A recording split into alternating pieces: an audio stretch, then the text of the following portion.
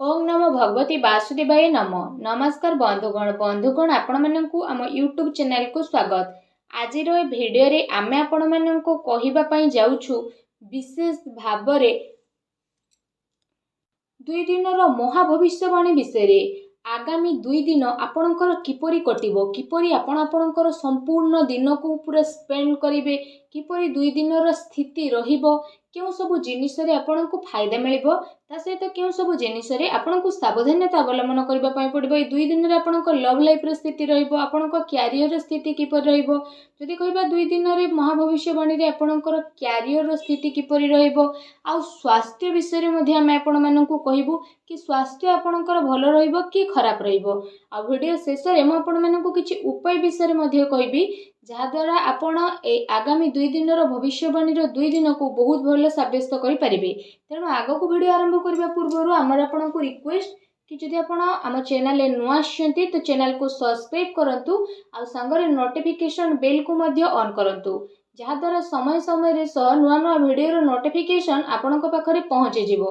तो आसंतु जानिबा किपरि रहिबो आपणक पई विशेष भाबरे आगामी ए 2 दिन रो महाभविष्यवाणी रो स्थिति। तो सबुठारु प्रथमे कहिबा कि कोन ए 2 दिन रे सतरे आपणक पई पॉजिटिव रहिबा पई जाउछि।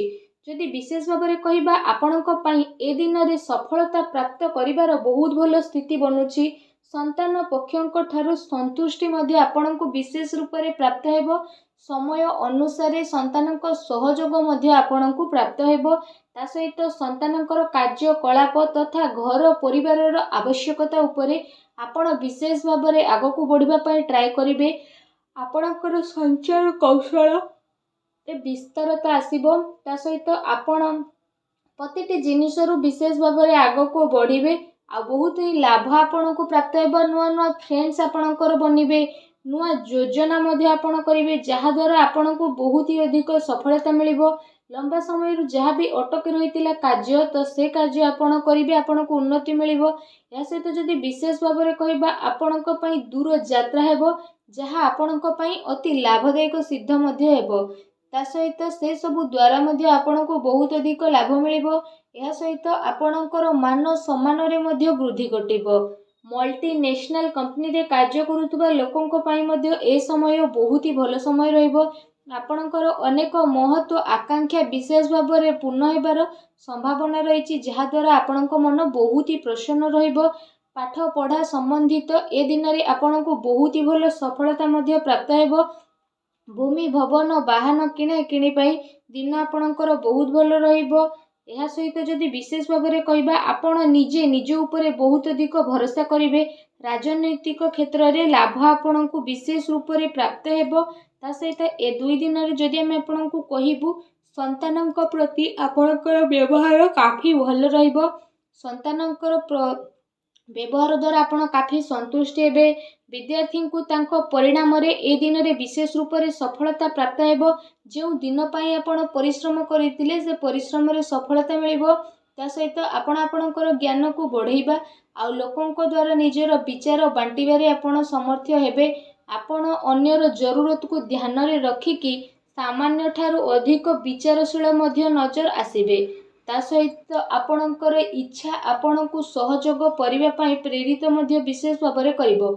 मित्र भाई बंधु इत्यादि सह बहुत ही भलो संबंध आपणकर रहिबो, जहा द्वारा काम कार्य सहित घर परिवार रे मध्ये जणे आउ जनक प्रति काफी भलो संभावना उत्पन्न मध्ये करिवे, जहा द्वारा आपणक मन बहुत ही प्रसन्न रहिबो। आसंतु जानिबा ए दिन रे आपणक पई कोन नेगेटिव रहिबो। कौनसी प्रकार वित्तीय निवेश पई ए दिन आपण भाबी चिंती के आगो को बढ़ंतु।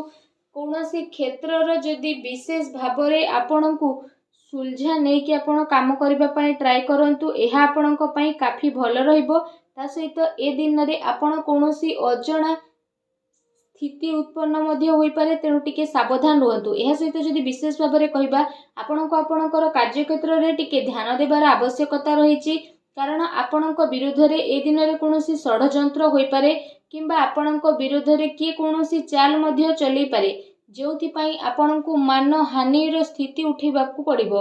आपण आपणकर कार्य पूरा ईमानदारी सह करंतु, କାହାକୁ ବି ପଇସା ଅଯଥାରେ ଦିଅନ୍ତୁ ନାହିଁ, ଯାହାଦ୍ୱାରା ଆପଣଙ୍କୁ ପ୍ରୋବ୍ଲେମ୍ ଫେସ୍ କରିବା ପାଇଁ ପଡ଼ିବ। ଅଫିସ୍ ବା କାର୍ଯ୍ୟାଳୟରେ ଆପଣ ଆପଣଙ୍କର ସହକର୍ମୀଙ୍କ ଉପରେ ଭରସା କରନ୍ତୁ ନାହିଁ। ଯଦି ଆପଣ ଏପରି କରୁଛନ୍ତି ତ ସେସବୁ ଆପଣଙ୍କ ଭରସାର ନାଜାଇଜ ଫାଇଦା ମଧ୍ୟ ଉଠାଇ ପାରନ୍ତି, ଆଉ ଆପଣଙ୍କୁ ଲୁଚି ଛୁପି ନୁକସାନ ମଧ୍ୟ ହୋଇପାରେ, ଯେଉଁ କାରଣ ପାଇଁ ଅଫିସରେ ଆପଣଙ୍କର ଛବିକୁ ନୁକସାନ ଉଠାଇବା ପାଇଁ ମଧ୍ୟ ପଡ଼ିପାରେ। ତେଣୁ ଆପଣ ସାବଧାନ ରୁହନ୍ତୁ। ଆସନ୍ତୁ ଜାଣିବା ଏ ଦିନରେ ଆପଣଙ୍କର ଲଭ୍ ଲାଇଫ୍ କିପରି ରହିବ। ଆପଣଙ୍କର ଜୀବନ ସାଥୀ ଆପଣଙ୍କୁ ଆପଣଙ୍କର ପ୍ରତ୍ୟେକ କାର୍ଯ୍ୟରେ ସମର୍ଥନ ଦେବେ, ଆଉ ସମୟ ଆସିବା ଦ୍ୱାରା ଆପଣଙ୍କର ସବୁକିଛି ବଦଳିଯିବ, ଆଉ ଯାହାର ପରିଣାମ ସ୍ୱରୂପ ଆପଣଙ୍କର ବ୍ୟାପାରିକ ଜୀବନ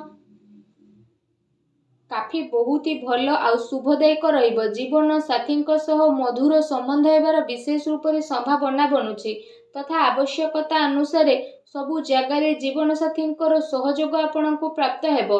ସେଥିପାଇଁ ଜୀବନସାଥୀଙ୍କ ସହ ମଧୁର ସମ୍ବନ୍ଧ ବନେଇ ରଖିବା ଆପଣଙ୍କ ପାଇଁ ବହୁତ ଭଲ ରହିବ।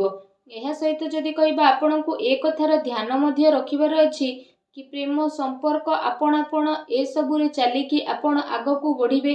ତା ସହିତ କୌଣସି ସମ୍ପର୍କରେ ବେଶୀ ଜିଦ୍ଦିପଣ ରଖନ୍ତୁ ନାହିଁ। ଭାବି ଚିନ୍ତିକି ଆପଣ କାର୍ଯ୍ୟ କରନ୍ତୁ। ସ୍ଥିତି ଆପଣଙ୍କ ପାଇଁ ବହୁତ ଭଲ ରହିବ। ଏ ଦିନ ଆପଣଙ୍କ ପ୍ରେମ ଜୀବନ ପାଇଁ ବହୁତ ଭଲ ଦିନ ସାବ୍ୟସ୍ତ ହେବ। ଏ ଦିନର ଆପଣଙ୍କୁ ଅବଶ୍ୟ ହିଁ ଲାଭ ଉଠାଇବାର ରହିଛି। ଆସନ୍ତୁ ଜାଣିବେ ଏ ସମୟରେ ଆପଣଙ୍କର ବ୍ୟବସାୟ ଓ କ୍ୟାରିୟର ସ୍ଥିତି କିପରି ରହିବ। ଏ ସମୟ ଯଦି କହିବା ଆପଣଙ୍କ ପାଇଁ ବହୁତ ଶୁଭଫଳଦାୟକ ରହିବ। ବ୍ୟାପାର ଧନ୍ଦା ଆପଣଙ୍କର ଭଲରେ ଚାଲିବ, ଆଉ ଆର୍ଥିକ ସ୍ଥିତି ଆପଣଙ୍କର କାଫି ମଜବୁତ ରହିବ। ଏ ସମୟରେ ଆପଣଙ୍କୁ ଆକସ୍ମିକ ଧନ ଲାଭର ଅନେକ ହିଁ ଯୋଗ ବନୁଛି, ଯାହାଦ୍ୱାରା ଆପଣଙ୍କ ମନ ବହୁତ ହି ପ୍ରସନ୍ନ ରହିବ। ତା ସହିତ ଯଦି କହିବା, ଆପଣଙ୍କୁ ଆପଣଙ୍କର କାର୍ଯ୍ୟରୁ ଏ ଦିନରେ ବହୁତ ଭଲ ଲାଭ ମିଳିବ, ଆଉ ଆପଣଙ୍କୁ ଆପଣଙ୍କର କ୍ୟାରିୟରରେ ଆପଣଙ୍କର ସ୍ଥିତି ବହୁତ ହି ମଜବୁତ ରହିବ। ଯଦି ଆପଣ କୌଣସି ମିତ୍ରଙ୍କ ସହ କିଛି ବ୍ୟାପାର କରୁଛନ୍ତି ତ ସେସବୁ ଦ୍ୱାରା ମଧ୍ୟ ଆପଣଙ୍କୁ ବିଶେଷ ଭାବରେ ଅଧିକ ଲାଭ ମିଳିବ। ଚାକିରି କରୁଥିବା ବ୍ୟକ୍ତି ବିଶେଷଙ୍କ ପାଇଁ ଏ ଦିନ ମିଲା ଜୁଲା ମଧ୍ୟ ରହିବାକୁ ଯାଉଛି। ବିଦ୍ୟାର୍ଥୀଙ୍କ ପାଇଁ ଏ ଦିନ ବହୁତ ହି ଭଲ ରହିବ।